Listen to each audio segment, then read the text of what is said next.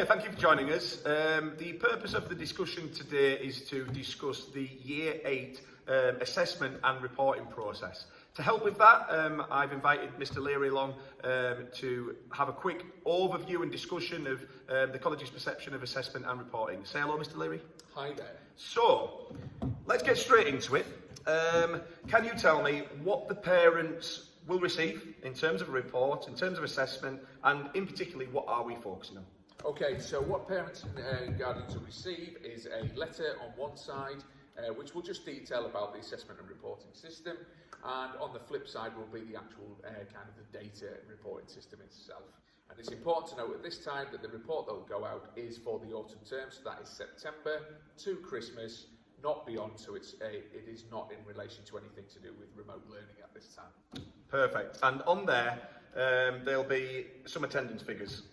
Tell me a little bit about them, how they're reported, how should be interpreted. Okay, it's very straightforward. At the top will be a benchmark figure, which is 96% attendance, which we want all students to meet, and then you'll get an individual percentage for your son or daughter. If you have a query about that, please contact the school, you speak to the head of year or SSO, who then may direct you to your tutor for a phone call. Spot on. And on the report, I believe that there are the 3 words, ready, respectful, safe. What do they mean? How are they scored? How should they be interpreted at home? Okay, so ready really means about readiness to learn, being prepared, optimism, ready for service, to support anyone in the room. Respectful means being tolerant of each other, being empathetic, being democratic in decisions and choices, and safe is obviously safe in the classroom, but more than that, kind of being honest and being self-aware of your trigger points and so on. So how we score that is, it's a 1 to 3 scale. 1 is that students always exude that characteristic, so that's the top mark. 2 is that they often exude that characteristic, but there might be 1 or 2 areas and sometimes where they don't.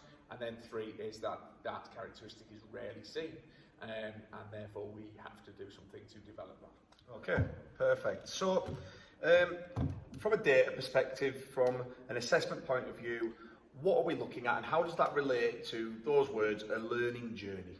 Okay, so rather than being pigeonholed now into a kind of this is your predicted grade, we now give a scale or a bracket of grades. So you, for example, it might say 6 to 9 or 5 to 9, and it's to give you an idea of where you should be aiming at, but you know, not to say you can't exceed this, because we know that many students go on to exceed their target grade. And what will it look like when the report's there, that assessment data on that particular report form, what will it look like and how should it be interpreted by parents? Okay, so for Year 8 specifically, you will get you'll get a colour-coded system for EBAC subjects only. So that's your core English, Maths, Science, geography and history, and the language. Okay, and that colour-coded system is blue, green, yellow and red, and those stand for blue is well above your expected grade, green working above the expected grade, yellow is at the expected grade, and red is working below the expected grade. But it's important to note there, it's not to panic about the red, it's you can get in touch with the school and through your year leader arrange a time to speak to a teacher and work out what that gap is that needs developing due to the red. Right, so I think you have just touched on it there, but if there was a concern that the parent had about interpreting the report or the colours next to a specific subject or the attendance, who should they contact at the college? Okay, so yeah, in the first instance, please get in touch with your head of year or SSO, and they will arrange a time where necessary for your classroom teacher to call you back. Right. Well, hopefully that provides a little bit of clarity regarding the assessment process within Year 8.